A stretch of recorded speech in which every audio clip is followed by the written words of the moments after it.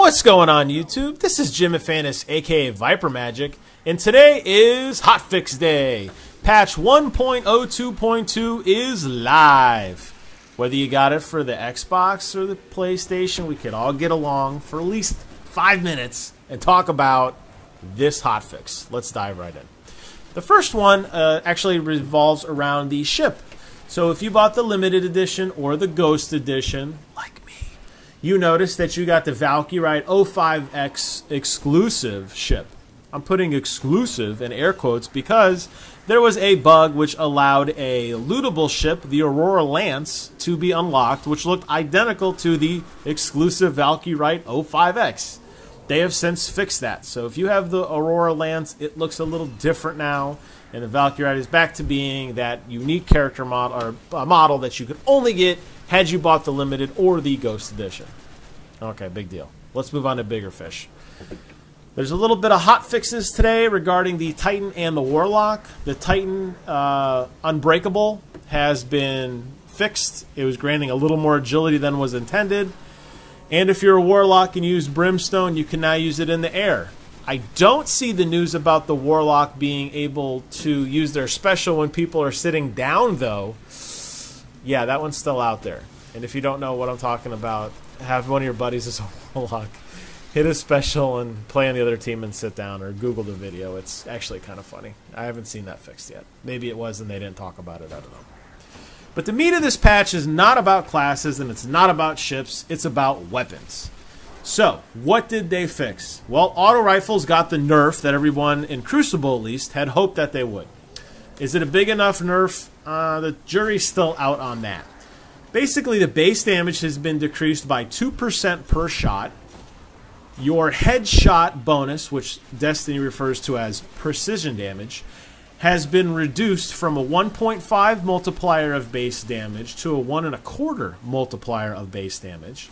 And lastly, the big one, the stability has decreased by anywhere from 4 to 17%, and that's based on what the stability stat was. It doesn't matter what your stability was, it should be worse. In other words, when you're laying down, you're going full auto, your bullets should not be in such a tight clump anymore. They should start to spread out a little bit more.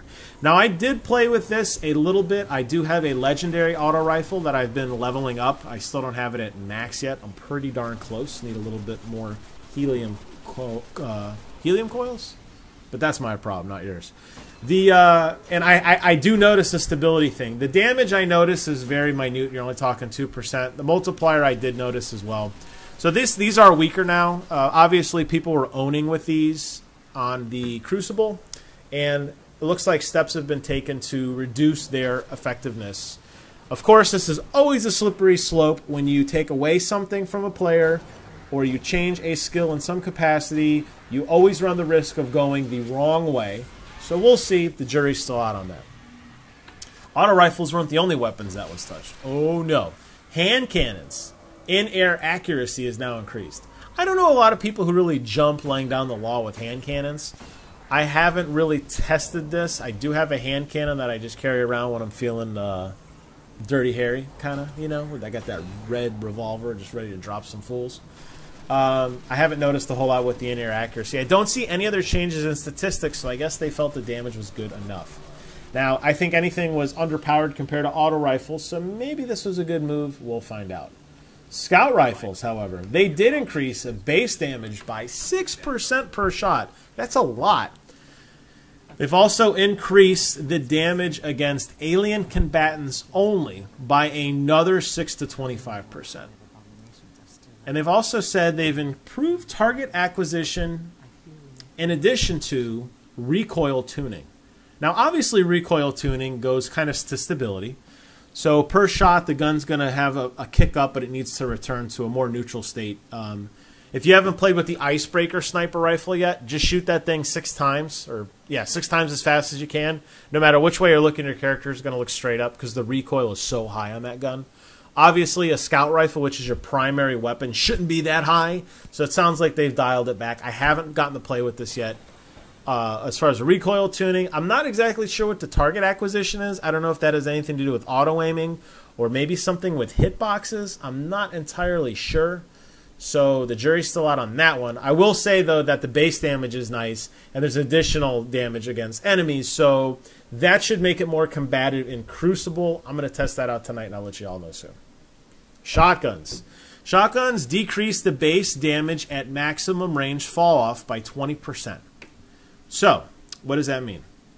That means that your shotgun is going to be less effective the farther away you are. Doesn't mean it's weaker. It means the base damage has been decreased at maximum range. So if I put a shotgun right up against you and pull the trigger, it's no different than what it used to be.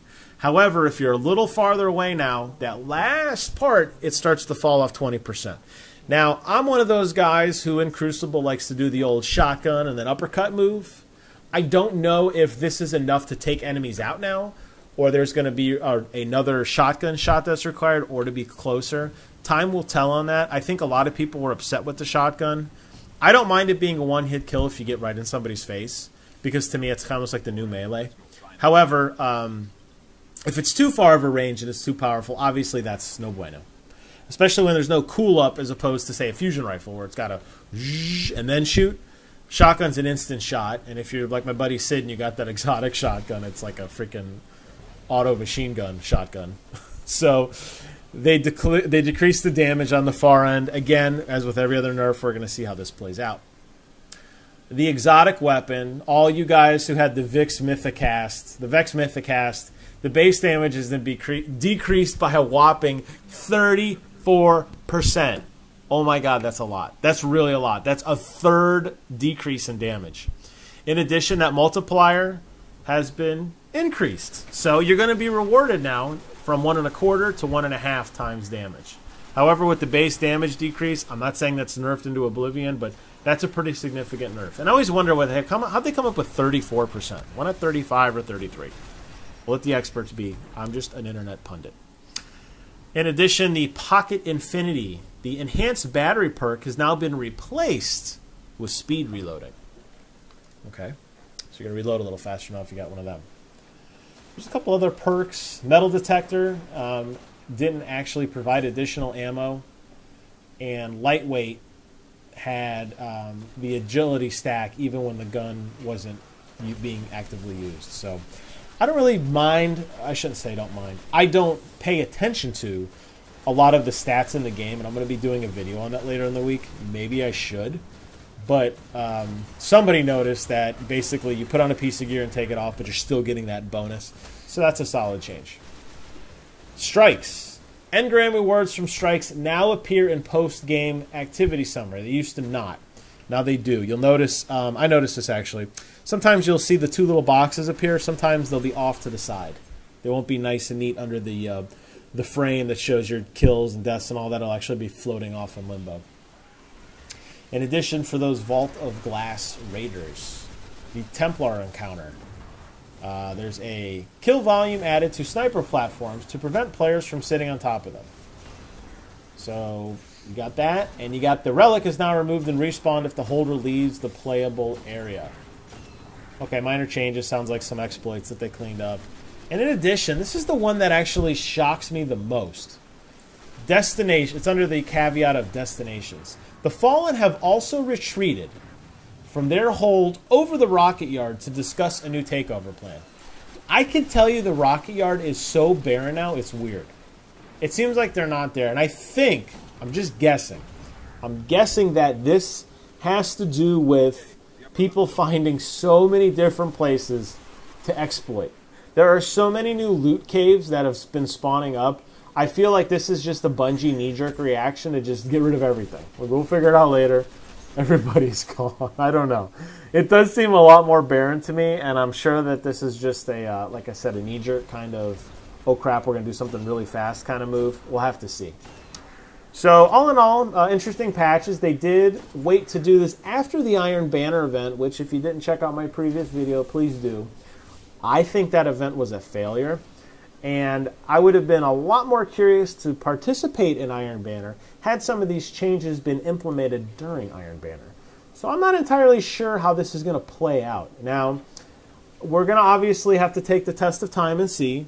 As a longtime Diablo veteran and a longtime World of Warcraft veteran, I can say that Blizzard, who I think is the top premier computer gaming company in the world, does not yet have a handle on this. We'll see if Bungie does. And by that I mean sometimes they go a little too overboard with one thing or a little too under with other. I think you're going to get probably another update patch in maybe a week or so. And people will go through this again, and they may make a change of like buffing it a percentage here, percentage there. I don't think you're going to see too significant of change. I think we can all agree that the auto rifle is a little too OP. So we did clean that up, which is good. However, some of the other guns changing. I still felt the hand cannon was a little weaker. Unless the hand cannon is now truly on par with what the scout rifle is, I think that needs to be addressed.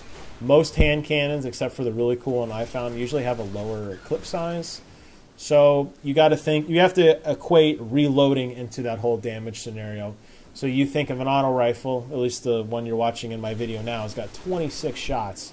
That's a significant amount of damage, and or bullets rather, as opposed to something else. That does take a certain time to reload as compared to other things. My point is you got to take everything in consideration when you start making these changes, and we will see how it pans out. So what do you guys think? Do you guys think that these are good changes, bad changes? Are we going in the right direction finally?